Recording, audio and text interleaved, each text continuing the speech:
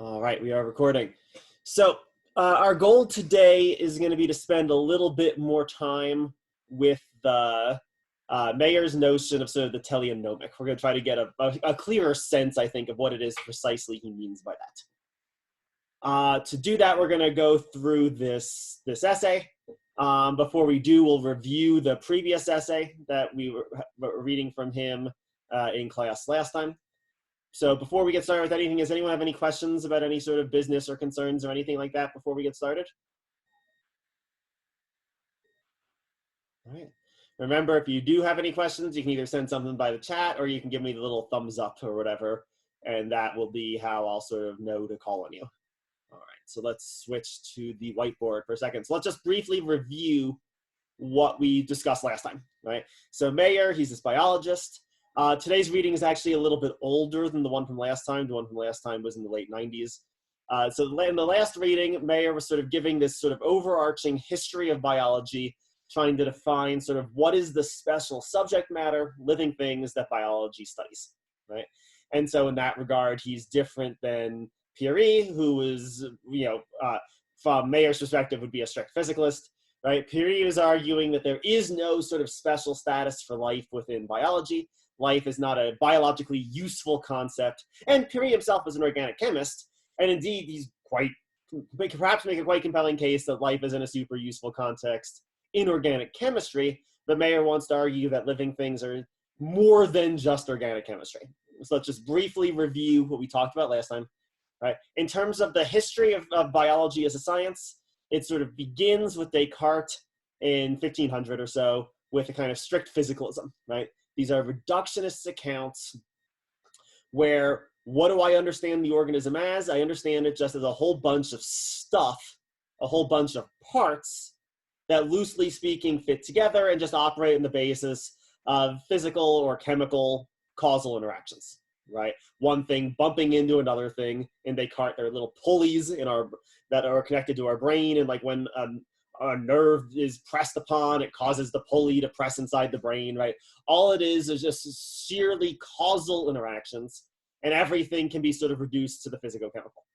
Right. Mayer argues that this kind of strict physicalism fails, predominantly because it's reductionism more than anything else, right? You can't explain the kind of purpose of behavior that living organisms demonstrate on the basis of physics and chemistry, right? The kinds of explanatory mechanisms, mainly the elementary interactions of elemental particles, it's just not enough to explain a sentence like the bird migrated in order to escape the cold temperature and to explain and to find food. Mayer thinks you just can't understand what it is that the bird is doing if you don't understand this in order to.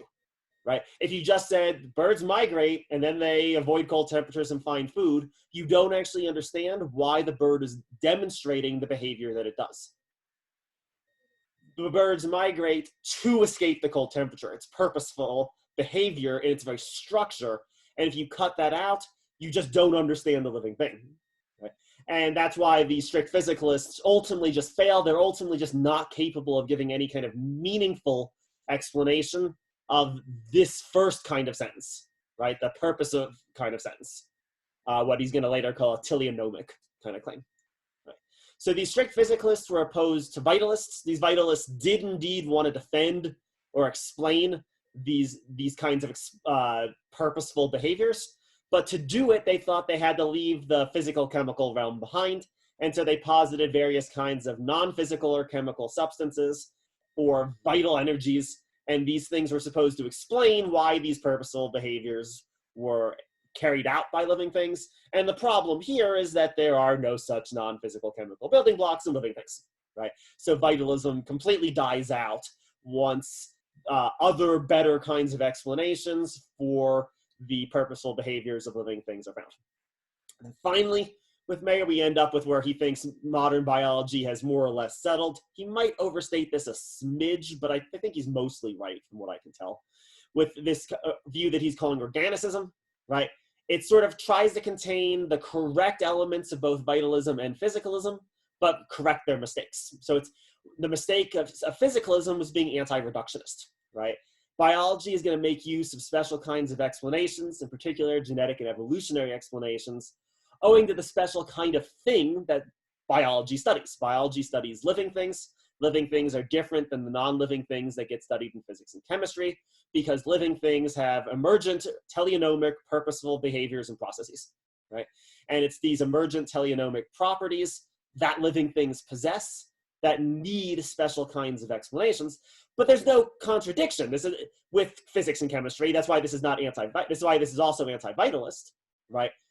Living things are made up of the same kind of stuff that non-living things are made up out of.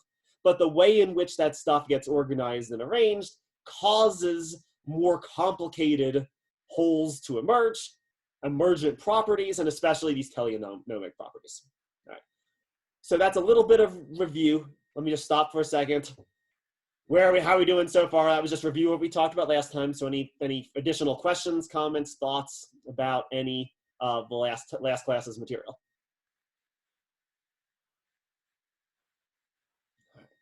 We're all good so far. All right.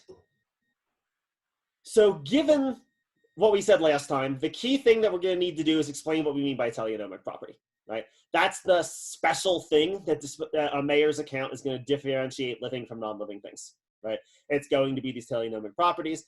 And people like Mayer in the same kind of tradition, it's these teleonomic properties that people are going to use to argue, as we'll talk about on Thursday, hopefully, that things like computer code could actually potentially count as a life form. Right? It's going to be because that computer code displays teleonomic properties. It displays behavior that needs to be explicable only using certain kinds of biological, quote unquote, kinds of explanations. So what we're going to need to do is get really clear about what we mean by this idea of teleonomic. It's a highly contentious notion. He's actually created this word teleonomic. He's one of the founders of it.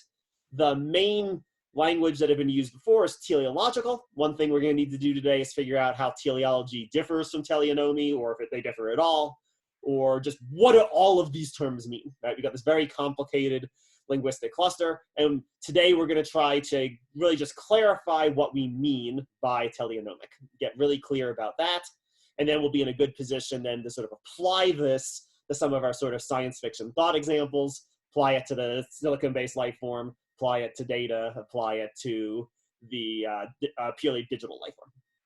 So that's the goal, the objective for today. Again, just want to check any questions or anything before we want to get started. Also, anyone need a little bit more time with that whiteboard thing? Because I'm going to erase it, so. All right, awesome. Then let's just begin today. We'll see if we can get this whole article done. All right. So, like we just said, biology requires functional explanations.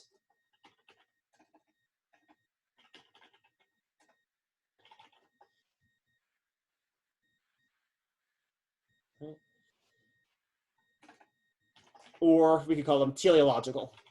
That's what these would have been called historically once.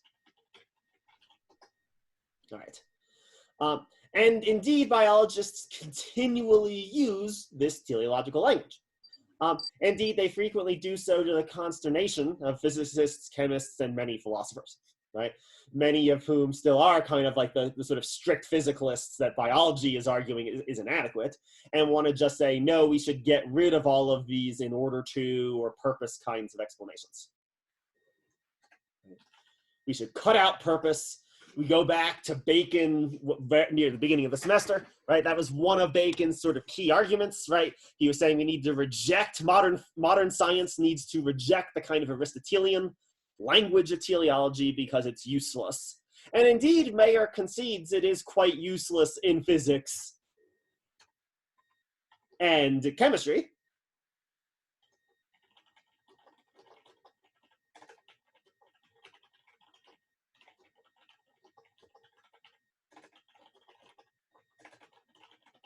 But that's entirely due to what physics and chemistry studies.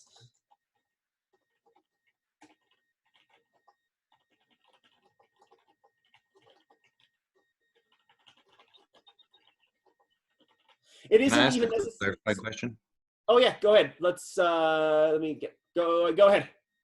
Yeah, I was wondering, is this teleonomic property exclusive to life, according to Mayer, or can they be used to describe like a complex man-made system? Like I think he used a Mhm. torpedo as an example. He used the torpedo as an example. He uses computers as examples. Yeah, and the answer is yes. As far as Mayer is concerned, just in the definition of teleonomic property, there's nothing in that definition that is specific to squishy things like me. Right? Gotcha. Other things could well show. The torpedo case, it's not exactly clear it's going to apply to a torpedo. He might want to a little bit restrict it in that context, but at the very least, he thinks computers are teleonomic systems and they display teleonomic properties, and you can't understand what a computer does if you don't understand the goal of the program that is causing the computer to behave in various sorts of ways. So there'll be a lot more to say about precisely what the distinction, if there is a distinction between living and computer, or maybe there isn't one at all. But at least to start with, he wants his definition of teleonomic to be broad enough that in principle it could describe anything, including man-made things, that display these same kind of properties. So I hope is that a good enough answer to start with? All right, excellent. Yes, definitely. Thank you. All right, all right. One thing we're going to need to be careful about when we say that physics and chemistry just study a different kind of thing than what biologists study, it's not even exactly true that it's going to be a more complex thing.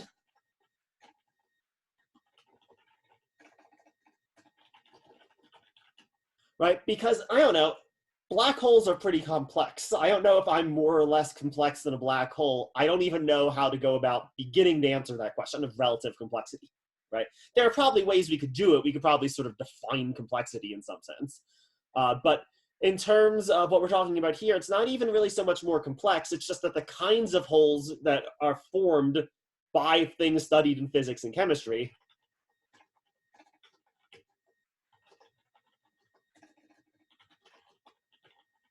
just don't actually show teleonomic properties.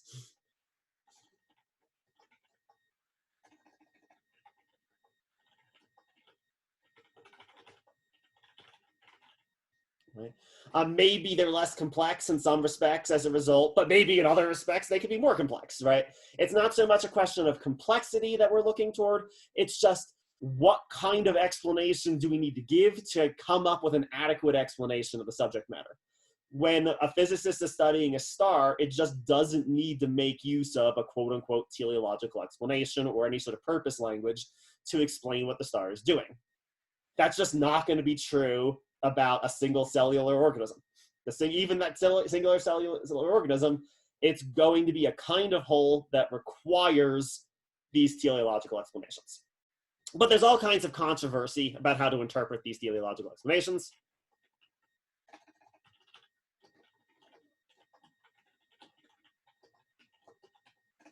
Because the word teleology is used in countless ways.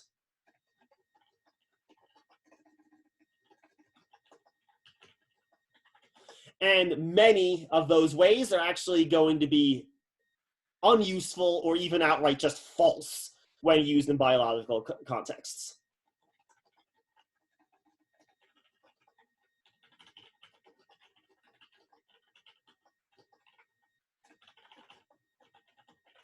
So he's going to need to specify precisely what kind of teleology isn't the one that's going to be helpful in biology, and that's going to be the one that he's calling teleonomic.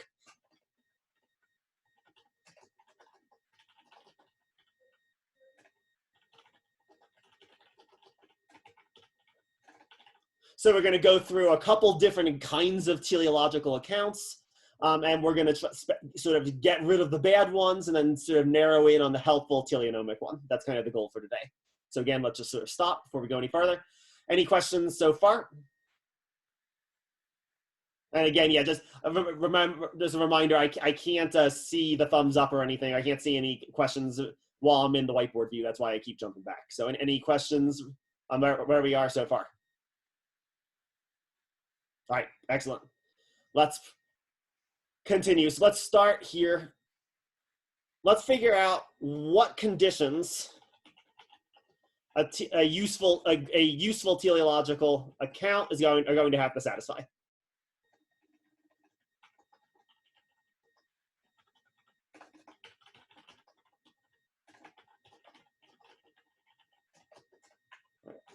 So first thing, right? We need to separate science from metaphysics. Science is just not doing the same task as metaphysics. If we're doing science, and if these teleonomic explanations are supposed to be scientifically useful, they can't be metaphysical teachings, they have to be fundamentally scientific ones.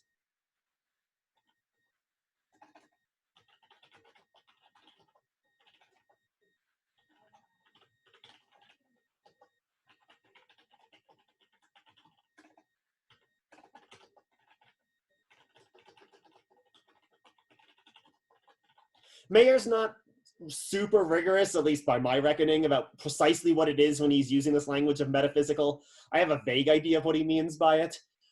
He basically he sort of just seems to mean not something goofy, like almost metaphysical in the sense of like the metaphysical bookshops you can go to, where you can find books about crystals or whatever. Like that's kind of seems to be what he means. We can make it even a little bit more rigorous. If we want to say that science is studying a slightly different subject matter than philosophy, this has to be a scientific account, right? And so it has to fit within the frameworks that are sort of supplied by scientific accounts. Again, just want to check in, make sure I'm not missing any questions. Right. Second condition, we have to avoid vitalism.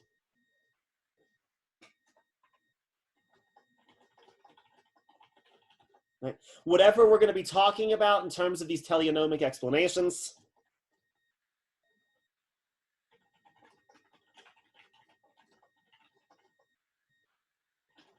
they have to not contradict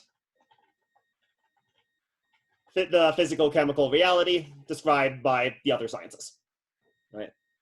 So it's going to have to sort of fit within. We have to avoid the sort of the vitalist tendency of positing some special kind of thing that's specific to only life forms, right? Third, and then here's just a fun little footnote about causality. Causality always, Mayer argues, though actually I want to talk about this for a second. Causality always moves forward in time. Causes in the past always explain the effects in the future.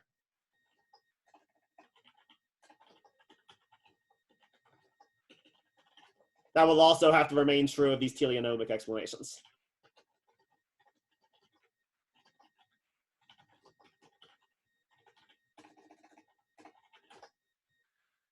All right, I see I have a question. So what is it? So someone was asked in the chat, what does it mean to have a questionable metaphysical theory? All Mayer means by that is just a metaphysical account that's not universally accepted in some sense, right? So what he's just said about causality is presumably a widely held metaphysical theory. The important thing is that it's widely held. There's no sort of controversy about it. So he wants to avoid things like the one example he cites, a philosopher from the 1900s, Henri Bergson's account of the Energie Vitale. He wants to say that that's a highly questionable, highly suspicious metaphysical account. We don't want our scientific theories to be dependent upon anything metaphysicians are still debating about. You know, almost put it that way. Anything metaphysics hasn't decided upon, we don't want our theories to be dependent upon it in the slightest. So I hope that helps with that question. All right. One interesting thing to note about this account about causality, this actually, strictly speaking, isn't necessarily true. And the reason why is actually quantum mechanics, actually. Quantum mechanics seems to involve a lot of gets called backwards causation in some cases. It's really weird, where actually future events alter past events. And that's incredibly bizarre. We're not really going to worry about it. I just wanted to sort of flag this itself might in some ways be a questionable metaphysical postulate, but it's one at the very least that has a long history behind it, and it's one that he's going to hold his account toward. So any sort of teleonomic explanation is going to have to sort of be a past explanation of a future state, a future event. All right, again, just want to pause. Any questions about any of these conditions so far? All right, let's add in the last one. Last qualification we need to add. Our explanations have to avoid any anthropomorphism.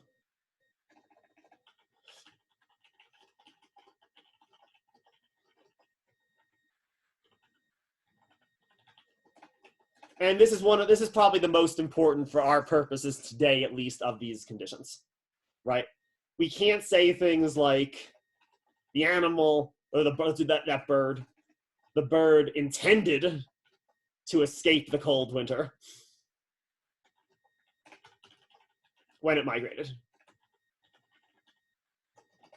right? Such an explanation, this is an intentional explanation, or a consciousness-based explanation, right? Such explanations may apply to human beings, may, questionably, may or is not sure. At the very least, if they apply to human beings, they would only apply to human beings insofar as with the sort of thing that gets studied in psychology or sociology. They wouldn't apply to human beings insofar as they're studied by biology, right? And why is this? Because maybe it's true that I intend to go upstairs and get a glass of water, but it's not true that the bird is intending anything when it migrates, or even a better example than migration, reproduction. When my cat is in heat, my cat's not like, I'm going to go make a baby cat. She doesn't have anywhere near the level of conceptual complexity necessary to understand it. Nevertheless, why is she going into heat? To make baby cats, right? It's not intentional, it's not conscious on her part. This sort of came up a little bit last class too, but it is purposeful behavior. The purpose of the behavior is indeed reproduction. She just doesn't know or understand anything like that. So our recourses to sort of the language of purpose or teleonomic language, they're going to have to not be anthropomorphic notions. They're not going to have to depend upon the living organisms having any sort of intentiousness or consciousness at play. They can't be that kind of explanation, right? And for a very long time, this number 4 is the main reason the sort of strict physicalists were so suspicious of the idea of teleology in general, why they wanted to exclude all of it. They conceded, and if we go back to what we read from Bacon at the beginning of the semester, Bacon conceded, yeah, we need to talk about like purposes when we talk about human beings and human behavior, but if we're not talking about human beings, it's inappropriate, right? And his fear was we're just anthropomorphizing. We're just throwing categories that are only applicable to human beings on the things that those aren't appropriate to at all. And forget birds, our teleonomic accounts are going to need to describe bacteria and viruses, right? Things that we aren't going to be tempted to call intentional or conscious beings at all. The same kind of teleonomic accounts, though, are still going to have to be applicable to those things. We don't want to fall prey to languages of consciousness or intentionality. And Mayer thinks that if we do so, we're going to make the same mistake that happened in the Middle Ages. We're going to just end up back in sort of theology.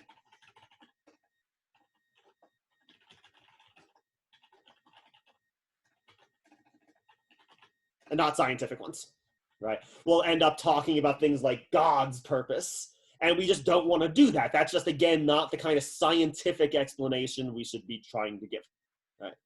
So again, let's pause here. This 4th one is probably the most important for our concerns today. Any questions? Any questions so far? How are we doing with these 4 conditions?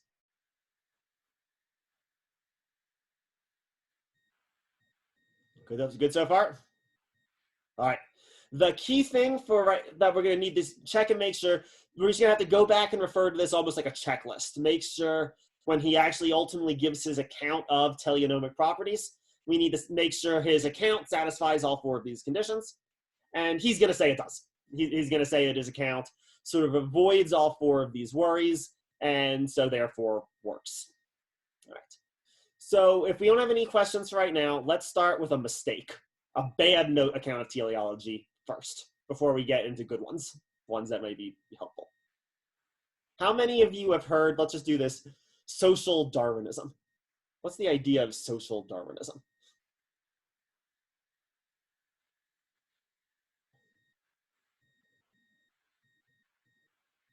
So the idea of social Darwinism was basically, it was fundamentally a racist in its origination. Its basic origination was that evolution works to make better humans, right? And we make better humans. Yeah, someone just chatted to me, proto-fascist BS used to justify stratification. Yes, correct. That is indeed not a false summary. It's this basic account where Darwinian evolution is purposeful, right?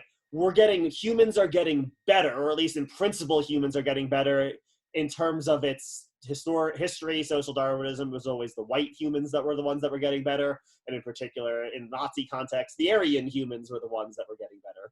And so it's really important that we not pollute our pure Aryan genes, our superior Aryan genes, with the genes of inferior humans. Right. All right. In addition to just being a bunch of nonsense, right? What I want us to note there's a particular kind of like progressive talk about in evolution. And this doesn't just occur in these sort of like deeply problematic social Darwinian circles. It occurs all over the place. There's this talk as if evolution is progressive.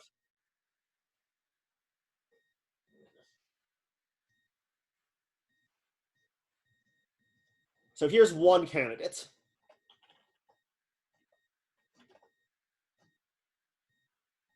Unidirectional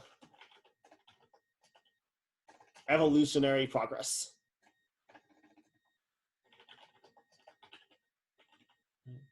This is any kind of theory or any kind of view in which evolution is thought to be itself a purposeful process.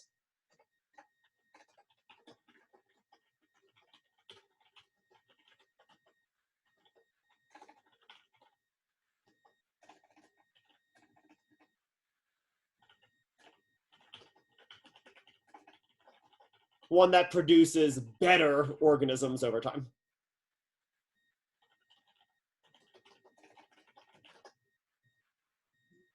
Really quick. Go ahead. These are uses of the word evolution. That's right. Yeah, and sort of uses and abuses of the word evolution. Because Okay. yeah, ultimately this is not what Darwinian evolution entails in the slightest. This is ultimately completely wrong, right? Perfect. But people do indeed talk this way. Actually, one of my favorite X-Men comics was like from Grant Morrison's X-Men run from the early 2000s. At one point, through various happy accidents, Wolverine and Cyclops have ended up in this sort of weird place where there's been like 10 million years of mutant evolution. And Cyclops gets really freaked out. He's like, oh shit, there's no way we can possibly fight these 10 million year evolved mutants. And Wolverine just like looks at him and responds like, we're like 10 million years or more evolved from a dinosaur, and you wouldn't want to fight one of those, right? There's no actual progress in actual evolution. Actual evolution is not going anywhere.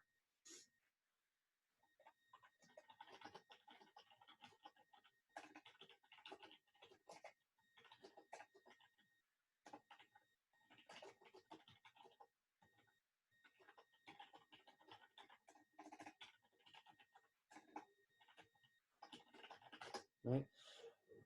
There's no actual, and that's this idea of this unidirectional language. There's no one thing that evolution is sort of tailored to produce or promote, right? Dinosaurs are much better at hunting the kind of things dinosaurs needed to hunt when they were alive than we would have been at hunting those things.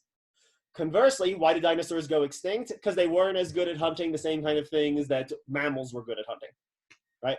There's no one thing evolution is advancing. Evolution's not making us better. Evolution's not making life forms better.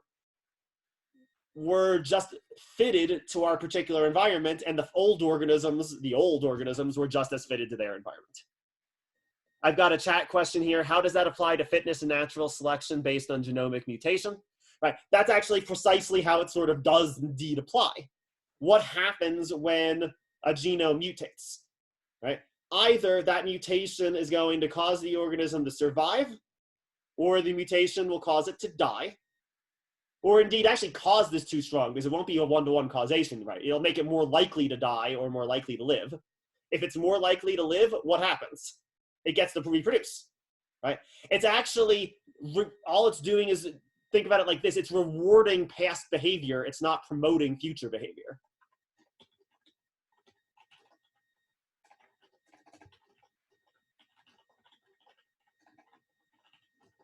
Right?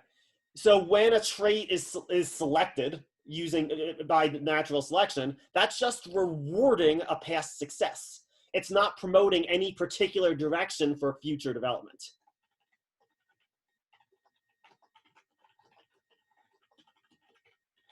Right? So we might be able to say in some minimal sense that evolution makes a species better, but all we mean by better in that context is it makes a species better able to survive in its very narrow ecological niche. It doesn't make it better absolutely, in any sort of absolute terms. And if its ecological niche changes, guess what? Your beautiful evolution of our ability to talk and reason, if that becomes an unuseful evolutionary trait, guess what? In 10 million years, we're going to have really dumb rabbits running around as the dominant life form of the planet, right? Our intelligence isn't better in any sort of absolute term. It was better in a very narrow ecological situation in which human beings found themselves in. And if we're still subject to evolutionary traits and evolutionary pressures as human beings, we might well evolve in a different direction and we might get dumber over time, right? Because if being dumber allows us to better survive in our environment, that's what natural selection will select. So there was another question too, but hold on another question for 1 second. I just want to make sure, how are we doing with this first point about the betterness? Is that okay with everyone? Anyone have any questions about that? Yeah, go ahead, Ben. You should be unmuted. Maybe not. There you go. Now you should be unmuted. Oh, I was just saying I'm good with it. Oh, good. Yeah, thumbs up and have that be question, not I'm good with it. Or else I'll select you. Rachel, go ahead. I was just wondering if you could go back to the screen so I can finish writing stuff down. Oh, absolutely. Yeah, we can definitely. Yeah. We're definitely going back. Okay, cool. And I can just take a picture of it too, so that way everybody else can keep asking questions and stuff. I just was missing the last point. And maybe I'll say a few more things before even going back to the questions. Right. The key here to this, why this is a bad.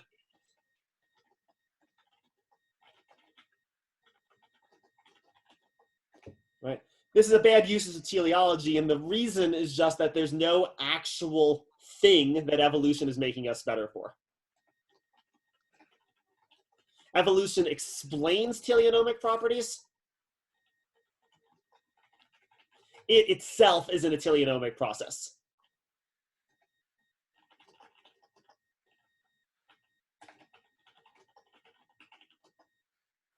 There's nothing it's aiming for. Evolution doesn't aim at anything. That's why it's actually flexible.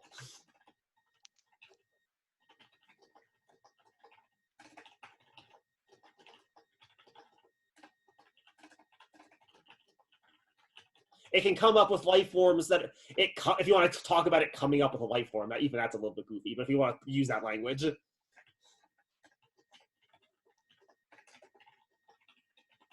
That are capable of surviving in such an enormous variety of different environments that wouldn't be possible if evolution was trying to make all life forms more intelligent, if it was trying to make all life forms faster.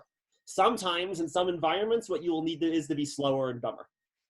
And those traits, therefore, will be selected.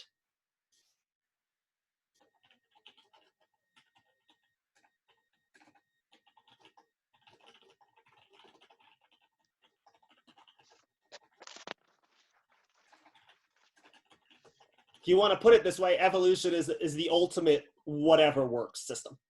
It's the ultimate whatever works process. It's not perfected, it's not the way it's going to get, but it's not optimizing itself for any particular goal.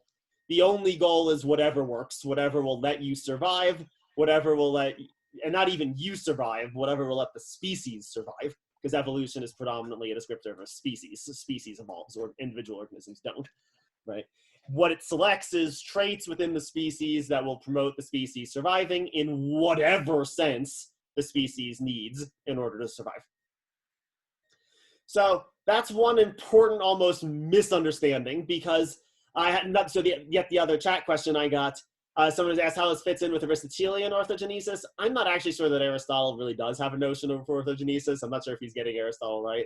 Let's talk about Kant, who does. Orthogenesis is the view that life is purposeful and it's very structured. So let me go back to the whiteboard for 1 second. Sorry, I'm having technical glitch.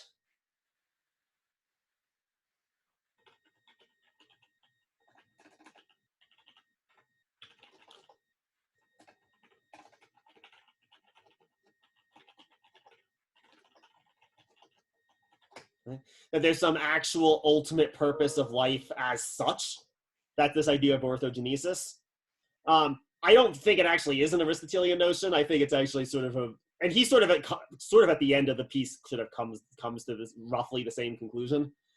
It is an accurate view of a lot of the vitalists, though, an accurate description of their view, and the evolution just is contrary to the idea of orthogenesis, right? There is no actual purpose life is evolving toward. There is no purpose of life itself. You could say the purpose of life is to survive, but fine, but what that means is so broad and multivarious that it's not one thing that it means to survive. It can mean a million different things to survive. And so and indeed, you don't have to become better, smarter, or faster. Like the only sense in which there's anything resembling progress in evolution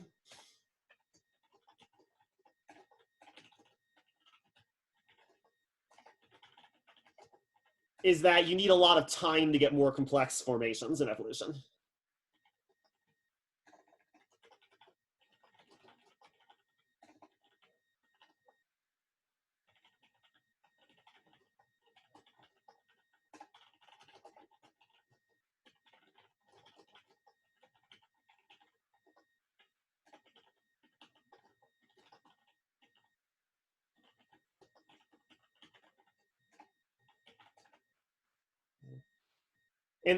And this is just simply in the basic sense that since what we're dealing here with is sort of random mutation over time, and these mutations are going to have to stack to make a more complex form of life. You're going to have to get sort of mutation after mutation after mutation after mutation stacking on top of one another. That just takes time. So we couldn't have evolved within the first billion years that life was present on Earth, because it just would have taken longer than that from the starting point of a single cellular organism to get something as complex as us. But that's not any sort of teleological orientation. That's just, it becomes possible that more complex things can emerge the longer an evolutionary sequence is going on. So that's the closest thing to this orthogenesis in evolutionary theory, and it's not orthogenesis in any meaningful sense. Okay. So this is the mistake. This is what we have to not read any of this as saying. We have to not see ourselves as more advanced than plankton. Maybe we are in some respects, but that's actually not a biological question. Biology is not at all concerned with the sense in which we are superior to plankton, right? As far as biology is concerned, both us and plankton have teleonomic properties, and those teleonomic properties can be studied. Maybe ours are more complicated, but more complicated is not the same thing as better or superior. Right. So sorry to crush your sense of your human importance. We're cool and all, and maybe other disciplines can talk about humans as being better than other animals. That's fine, but a biologist isn't going to do so. Right. We're on the same level. At most, you could just say we're more complex, but more complex doesn't mean better.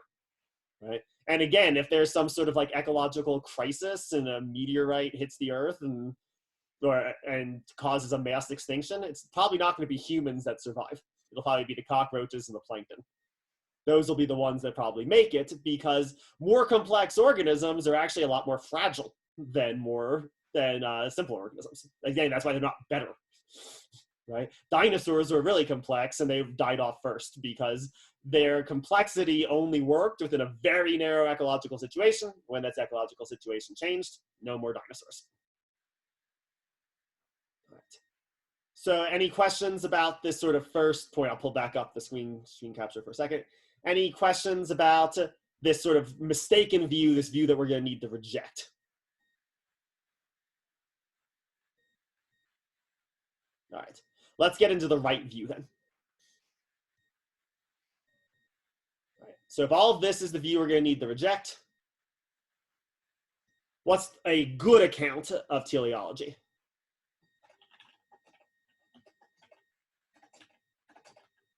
And this is going to be teleonomic processes in a given organism.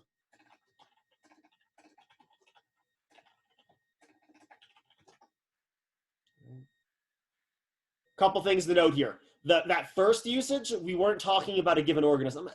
And this will come up when we talk next class period. The unit of evolution, what evolution is talking about is species. That's the level at which evolution is describing. Evolution doesn't actually, as such, describe an individual organism or explain an individual organism at all. Right? Natural selection does not explain an individual organism at all as such. And we're going to need to add some qualifications here. What individual organisms' teleonomic properties perhaps are going to be explained evolutionarily. Right. But the teleonomic properties, those are going to be properties of individual organisms. Go ahead. I saw the hand up. Go ahead. Yeah, so I was wondering what it meant to like the concept of evolution versus selection, because I've heard that there can be selection naturally on the level of groups, not just the species. So would it mean that like maybe like certain groups of the species is selected for and then the species as a whole evolves? You can go in that direction, but then what you're pointing to is basically subspecies, right? And so you're still sort of on a species level, right? For evolution to be meaningful descriptor of a group, that group is going to have to become almost kind of like a subspecies, right? And yeah, like someone said in the chat, like kind of like genetic drift and that kind of stuff, and that's exactly right. Like you can get that kind of thing. Like we'll talk about this weird case next on Thursday, where you had this bird species in North America that existed all along the East Coast, but it ended up in this really weird situation where the subspecies of that bird in the north could breed with other birds in the north and other birds in the central of the country, but it couldn't breed with ones in the far south. And the same thing was true in the far south. So you had this middle range of the bird that could reproduce with both its northern and southern neighbors, but the southern and northern neighbors couldn't mate with each other anymore, right? So it's sort of, you have these weird subspecies situations, genetic drift going on. All that's fine, but that's basically still on the same sort of level of species. We're not talking about the level of individual organisms anymore. And the teleonomic properties that we're talking about, Bayer thinks they're properties of individual organisms, not of species. At least not as such. We probably aren't going to get into the details of it, but as such, the teleonomic properties we're interested in describing are ones that apply to just individuals. So was that helpful? Yeah. Okay, excellent. All right, any others? All right, good.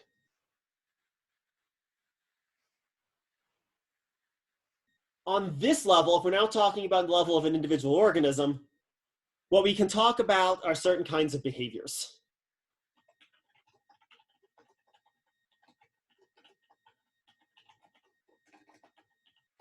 All right.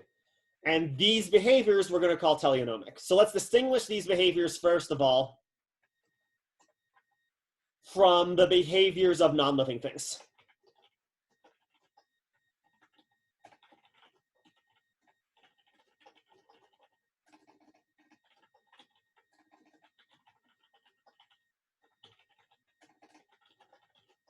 And let's even make it more specific, non-living things studied in physics and chemistry. All right. So here we go. We'll use Luigi. All right. When I drop Luigi, what is he going to do? I hope that didn't surprise anyone. He fell. All right. That's what Luigi did. Right. Now we're talking about him, what is this? This is an inanimate object, right? This is, no one, I would say, would be tempted to want to call this Luigi toy a living thing. I don't think any of you would be so tempted. All right. What kind of behavior does this thing demonstrate?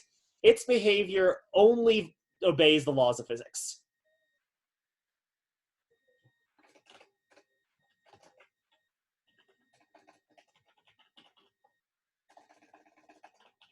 And for now, let's just call these inanimate objects, so we don't bite the question. Inanimate objects their behavior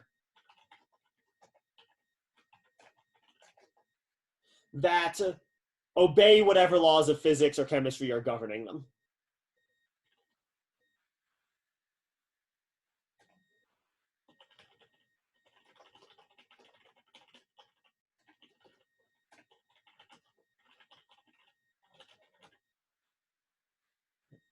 Is there any sense in which we can say me dropping Luigi that has some sort of like purpose or goal or end? I guess, like, where did it literally stop? I hope this doesn't make anyone sick. I'll try doing this very slowly. Where did it actually stop? It stopped on the floor.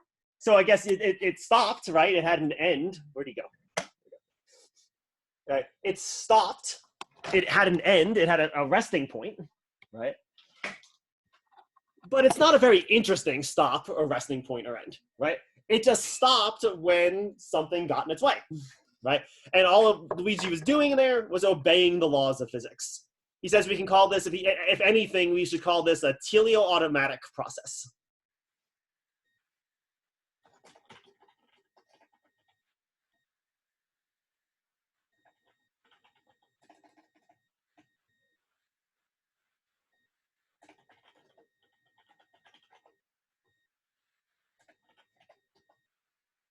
Right. And the sense here, they do have some sort of end or direction. But those ends and directions are reducible entirely to the laws of physics and the laws of chemistry.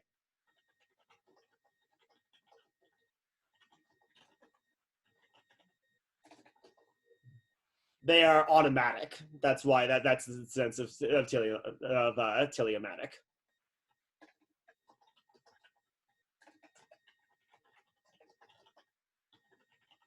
And they're also extrinsic. Right? They're extrinsic to Luigi, is not insofar as he is Luigi that he is falling down. It is simply insofar as he's a physical thing that is obeying the laws of physics that he falls down. Is there any questions just about that? That should all be relatively obvious, I imagine. But any questions about any of that? All right, good. Let's contrast this now with the more interesting teleonomic behaviors.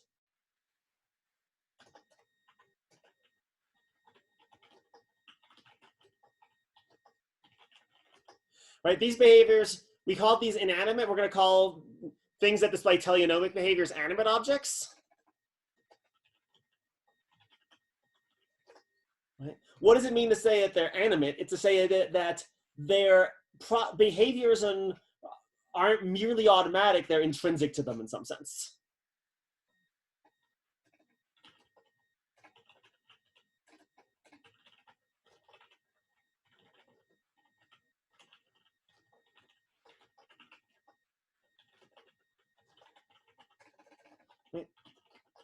And these behaviors aren't emerging from physics or chemistry. Again, physics and chemistry might be involved in how these activities emerge, but it's not, the behaviors themselves aren't merely expressions of physical and chemical laws, right? What are they? They are expressions of a program.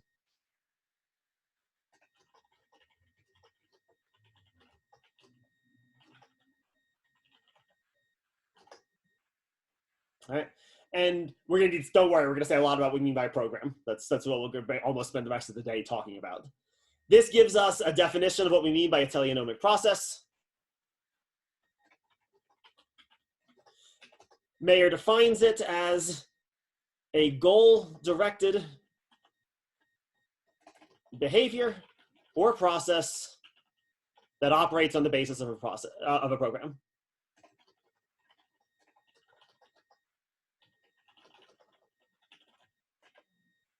And we'll come right back. I just saw a question, so go ahead, in the chat. We said, is the program dependent upon neurochemistry?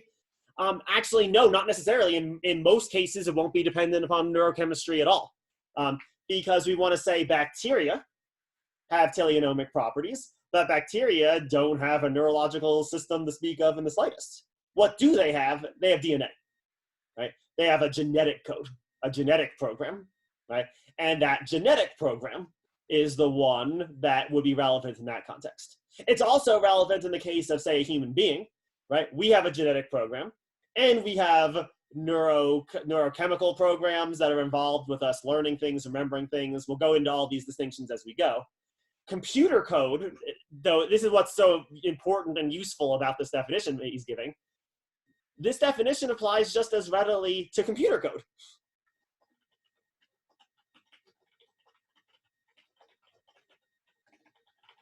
Right? Computer code is a program that directs a system, the computer, to engage in goal-directed behavior and processes. Right? And that's purposeful. He doesn't want the definition of the word teleonomic to restrict in advance to any particular kind of life form or any particular kind of study, right? Now, biology is not going to study computer code, right? Even if there's going to be some similarities between it and what biology studies, perhaps. But at least in principle, anyway, the same teleonomic properties appear in things besides what biologists study. Teleonomic processes are not restricted to the study of biology itself. Right. And we got a question here, is DNA is dependent upon chemical reactions and interactions? Sure, it's dependent upon it. It doesn't contradict it. And yet, if all you were looking at were chemical interactions, you wouldn't understand how DNA related to the organism as a whole. Right? If you look at a human body, or even just make it smaller, if you look at just a cell, just in terms of chemical interactions, all you're going to see are chemical interactions, really weird ones, anomalous ones, but you're actually not even going to see the organism at all, right? To see the organism, you have to look at the organism as a whole first, understand it as having behaviors, and then see how those behaviors are caused, at least in part, by various organic compounds present within the cell, right? And how those some of those organic compounds come together to form DNA molecules. Others form RNA synthesizing proteins that enact the DNA code in other parts of the cellular activity. So all that's true, right? But it doesn't reduce to those chemical interactions. You have to look at the organism as a whole first, see it as having processes and behaviors first. Then you can understand how those chemical interactions are involved non-reductively in giving rise to the organism as a whole. So did that answer your question? All right, good. Good. All right. So how are we doing so far? We have a lot to say about this idea of a program, but does this definition make sense? Again, I'll bring it back up. Does this definition make sense to people? Does anyone want to ask any just preliminary questions about what this definition itself means?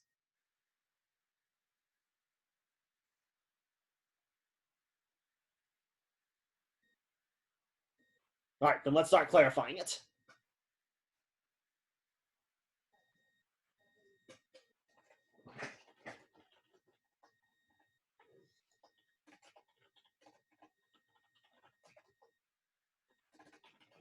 Right? And what needs to be clarified, he thinks, is this idea of a program. Right? That's the central thing that needs to be made more clear.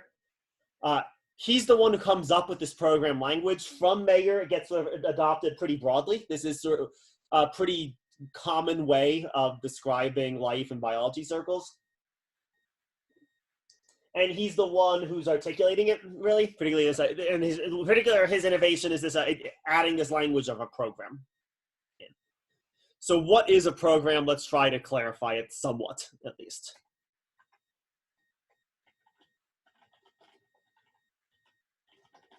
Programs are things that contain a goal or endpoint.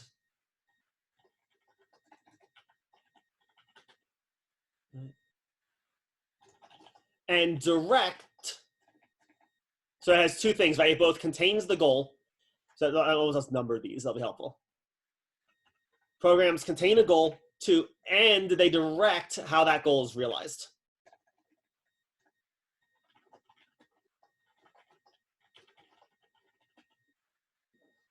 Right.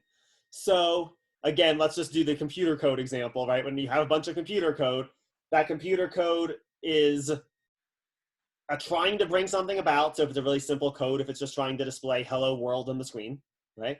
That code is trying to bring something about, right? It's oriented towards some goal or endpoint. Again, not consciously, but that's just what it's oriented toward. It's oriented toward a goal and endpoint. And then what does the code do? It directs the computer into how that goal should be realized, right? The software tells the hardware how to display hello world on the screen. So that's the first thing we can say about a program, right? It has these two components. It contains a goal and its instructions for how the goal is to be realized. In principle,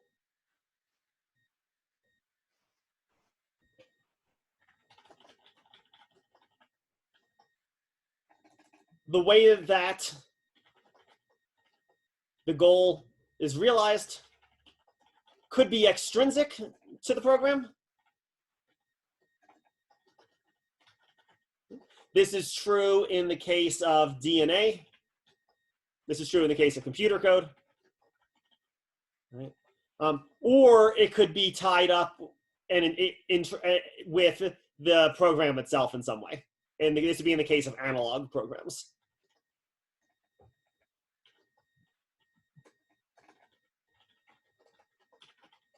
Right? The clock doesn't actually have computer code separate from the rotating of its gears, right? The code sort of is the rotating of the gears, but the rotating of the gears is also how the goal or endpoint gets realized, right? And so he actually wants to say, this one's not really going to apply to anything we'd be particularly tempted to call living. Living ones are all going to have sort of an extrinsic relationship between the goal and the program, or the realization of the goal and the program. But at least in principle anyway, a clock even fits this definition of having a program. Again, let's just pause for a second. Everyone good with that distinction, right? And it's the idea, right? Like even my DNA literally is different from me, right? There's various sorts of mechanisms, really complicated mechanisms that I am not the right guy to explain to you all, that explain how the programming code contained in the DNA gets expressed or biochemically throughout the rest of the body, right? It's very complicated. This is what biology studies, precisely how that works. But those mechanisms aren't the same thing as the DNA, right? The DNA is sort of the code, and then that code gets expressed as a result of complicated other biochemical processes throughout the organism. Good, let's go, but now let's add some more complexity. So that's the first thing we can say about code, about the program. Here's something else we can say about the program. Programs are either open or closed.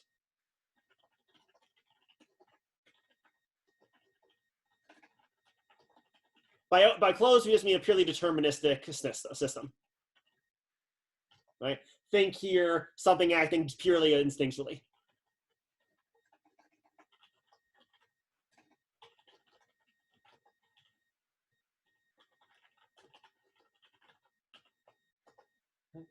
In human beings, here would be an example. If you take a newborn infant and you're really, really cruel and a horrible person, and you make that newborn infant touch a hot thing, the newborn infant's going to pull their hand away, right?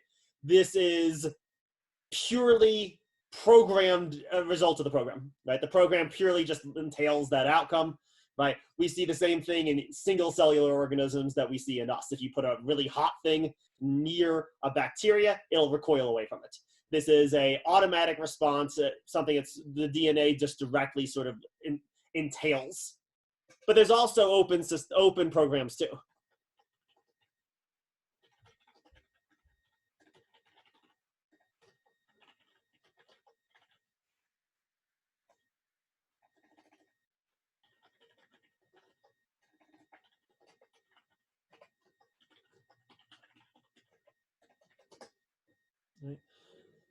The programs can also learn, right? And so in the case of human beings, your ability to speak isn't purely the result of your DNA. Your DNA made it possible that you could speak, but that ability is ever realized required you to learn from other humans how to speak, right? That's still a program though. Right, there still is a program in operation. It's an operation both in the DNA itself. It's also an operation in the brain in that case, right? There's also a neural program involved, one that's learning, right? But this isn't just true in human beings. We can talk about bird species. Some bird species, use this as an example. some bird species seem to be born recognizing their predators, and some bird species seem to recognize what their predators are as a result of learning when they're young. You see both in birds, right? There's indeed some evidence of open systems even in single cellular organisms. There are some bacteria that actually seem to genuinely learn from experience. Really weird there. It's not happening in a, like, what's learning? There's not a brain, right? But nevertheless, the kind of biological system that's at play is one that's sort of modified by experiential data, experiential inputs, and that impacts and influences the program without altering the DNA of the bacteria, right? So DNA would be an example of a program, but it doesn't, living programs don't reduce to DNA. There's other kinds of programs too operative within organisms. Again, just pause. How are we doing with this distinction between open and closed? The advantage of him of making this distinction, it lets him account for an enormous variety of programs in living things. An enormous amount of things we can list as programs, an enormous number of behaviors we can account for. Right? If we just reduced it to the closed behaviors, the DNA behaviors, right, we would just lose track of the ability to explain various kinds of more sophisticated behaviors that still seem very clearly to be teleonomic, that seem to be oriented towards something. So again, good so far? All right, let's add one last clarification for what we mean by a program. Actually, there's two more, sorry. Next one, programs also involve feedback mechanisms, right? They can handle disruptions.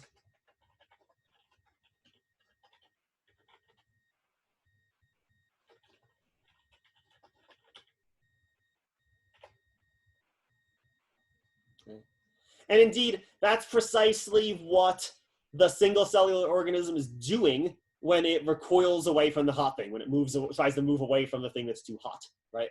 What is the most basic program governing a single cellular organism? Probably just eating, right? Eating stuff. That's its main sort of goal. But things can get in the way of it eating stuff. There can be really hot things that could damage the organism. And so part of the program is feedback mechanisms that recognize, don't try to eat that thing. It's too near something hot. You'll get hurt. Go eat that other thing. Go move in the cold direction, even though that sort of, in the short term, violates the program goal, right? So these programs are highly flexible.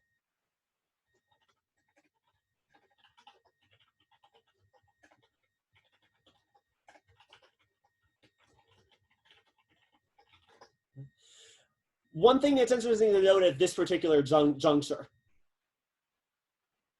the people who were first talking about programs in this way, it was not biologists. It was actually people in cybernetics and computer sciences. Those are the people who are first talking about programs in this way. Why? Because they recognized the kind of stupid computer code we're writing right now. I'm never going to be able to build a robot with that kind of code. But the current computer code we're using is not good enough. We need code that's more like the code in living things. Right? And note the inversion here. Normally we say, oh yeah, living things are just fancy computers. The actual computer scientists were saying, no, we've got it backwards. Computers are really stupid living things. Right? And computer code is really dumb living code. Living code is way more sophisticated, way more flexible, way more open. And if we're ever going to make, for example, a robot or a cybernetic thing, it's going to have to resemble living code, not the kind of code we've got in supercomputers. That code's just not good enough.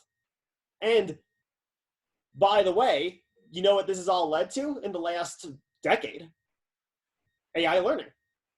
AI learning is explicitly modeled on what's going on in living systems. That is the model for it. It was not based on the old kind of programming, right? Those computers that they have now that can win at Go. It was thought that it would be impossible that a computer would ever win at Go, be capable of it. Because unlike chess, which is a comparatively finite move set, Go literally has like, it's like 10 to the 28 possible moves in Go. It's like there are more moves in Go than like atoms in the universe. Computers couldn't actually calculate all of those steps in a linear way. And so it was thought that that kind of sort of like dumb code would never be able to crack Go, would never be able to play the game. What changed? They changed the code so that it wasn't the dumb code of the past. It was code that modeled how living things learn. Bam, all of a sudden within decades, we had computer code that could actually beat grandmasters at Go, right? Not by being a better computer, by making the computer more like a life form, right? That's what's so cool about this, I think, and I think that's what's so valuable about a lot of this discussion, right? Computers are dumb life forms. Life forms aren't sophisticated machines.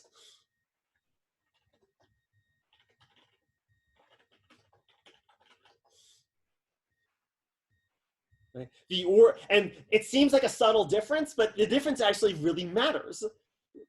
What living things are doing is actually way more complex. The kind of program involved with living things is way more complex than the normal kind of computer code that gets written. Right? And if we wanted to make more sophisticated computer code, we'd need to model it off life forms, not the other way around. If we want to understand life, and if we reduce life to just the dumb stuff computers are doing, we're going to completely lose track of the phenomenon of life that we were actually looking for in the first place. Right? That's not to say that life isn't mechanistic. It's not to say that we can't have a computational theory of mind, yada, yada, yada. We can still have all that stuff. It's just we don't want to fall prey to, of making the same mistake Descartes did, where Descartes thought, oh, the brain must just be a fancy clock. Right? We always understand living things on the basis of the most advanced piece of technology at the available to us at the time, but that might be sort of backwards, right? Like living things are actually way more sophisticated than any piece of technology we human beings can currently create. When you look at, in terms of robotics theory, if you look at how difficult it is to make a robot stand up and walk across the room, we still can't really do that. We can kind of do it. We can make one that will sort of hesitatingly, like vaguely slowly walk across the room. But if you like throw a marble on the floor, dead robot. It's not gonna be able to handle it. How effortlessly we are able to handle walking across the room, what roboticists are doing is trying to understand how we are able to do that so well, and then retroactively apply that to the kind of code that's going to be attributed to the robot. All right, we are not going to get done today, just fine. We actually made more progress than I thought we were going to. There's one, let's end here, and then we'll just try to do some questions for the rest of the day. One last thing I want to say about programs. Programs can be understood physiochemically.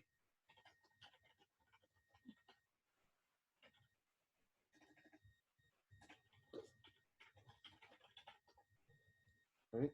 DNA, that program, can be understood entirely as an organic compound, right? Carbon compound.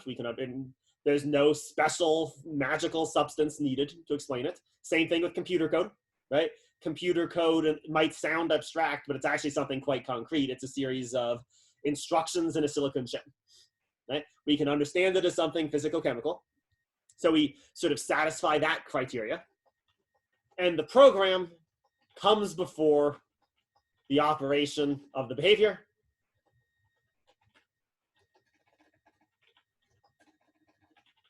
So it satisfies that condition too.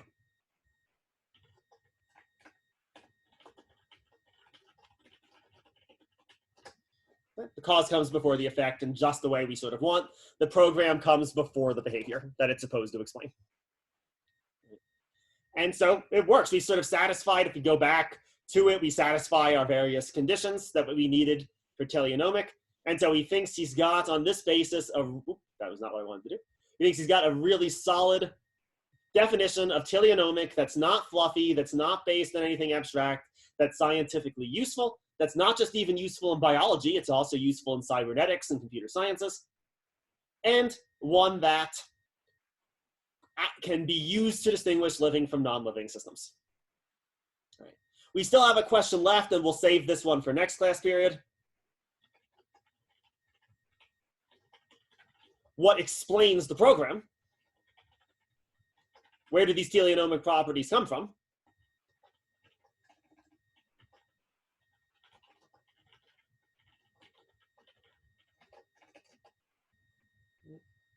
And we'll save that for next time. That's what we'll pick up next class. We'll pick up for the next class right with that question.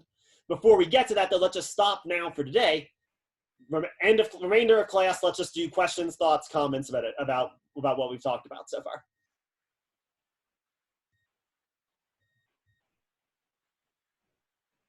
Is it clear? Do you all have a better idea than where we started the day at least with, of what he actually means by these teleonomic properties? Know how much would be lost if we couldn't make use of this kind of explanation, right? Genetics no longer really makes sense even as a science, right? Genetics only works if it's the program explaining behaviors in more sophisticated organisms, right? In the organism more broadly, more considered, there's the epigenetic level, and then there's the morphogenetic level, morphological level, right? We need that distinction. If you can't make that distinction, you don't have biology. Right? You need that kind of explanation. If you can't give that explanation, you don't have biology. Another cool thing to note, just how much Mayer is potentially allowing into the club of a life form. His definition of a teleonomic property, at least, is one that applies to clocks. Right? They're not super interesting ones, and indeed there probably are going to be reasons to think that they're not ultimately going to satisfy his definition of life, but ones that apply to cybernetic organisms, one that applies to computer code, maybe to a straightforward robot. All that's potentially allowable if they indeed are showing teleonomic definitions. If you just want to say a life form is anything that displays teleonomic behavior,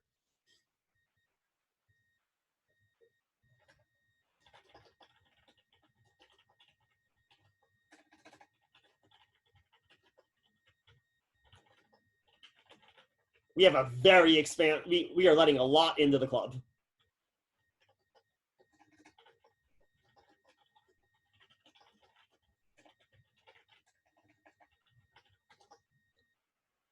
As we're going to talk about next time, I think he's going to want to restrict the criteria for life a little bit more. I think there's going to be a little bit more restriction he's going to put on. He's going to want to distinguish what biologists are doing from what computer scientists are doing in a certain sense. But at least if that's our basic definition, anything with a teleonomic property, everything's in the club. Data is allowed, program is allowed, silicon-based life form is allowed. Anything, possibly clocks are allowed, right? As sort of like the dumbest or lowest level of life form. Even they might be allowed because clocks too have teleonomic properties. And indeed, his definition so far is not drawing any distinction between human-made technology and the kind of teleonomic properties that displays, and the teleonomic properties of non-human made things, of organic things. There's no distinction being drawn. Go ahead, you're unmuted. I was just wondering, does this mean that all life forms have a purpose? Is that what he's concluding, or not really? He's concluding, and that's why we're going to need to say a little bit more about that next time too. That's why we're not going to be able to get done. But we can at least say this right now anyway. All life forms show purposeful behavior. That might be different from talking about the life form as a whole having a purpose. But all life forms have behaviors that can only be understood as purposeful behaviors. Does that help? Is that a sensible distinction? Yeah. I had another question too. Well, I don't know. Would that purpose be the same for all life forms, like that purposeful behavior? No, it's going to vary behavior by behavior, right? The bacteria that survives by eating sulfur on deep sea vents, it's going to engage in very specific purposeful behavior, but we human beings are not going to engage in any of those behaviors. Right? We're not going to do any of the same stuff. But we're both doing the same kind of thing. We're engaged in a purposeful behavior. that was naturally selected as a result of millions of years of evolutionary pressures. So we're all doing the same kind of thing, but specifically what we're all doing, the specific behaviors we're showing, the specific teleonomic properties we have, those are going to vary wildly from life form to life form. Thank you. Awesome. All right. We are done time-wise, at least. So people obviously feel free to go if you need to go. If people want to stick around and ask more questions or just sit around and chat for a while, that's fine too. So yeah, class is sort of dismissed. I'll end the recording and I'll unmute people. So if anyone just wants to chat with me for a little bit, yeah, we can just chat for a little bit. And I'll see you. I probably will give you a new reading for Thursday, but we won't get all of it done. We're going to get behind. This is all just taking longer than it would if we were in person, and that's just fine. I'll figure out how to deal with that. So yeah, have a good one. I'll see you on Thursday. There'll be a new reading. We'll start talking about it, but we won't finish it on Thursday. All right, and I'll ending the recording.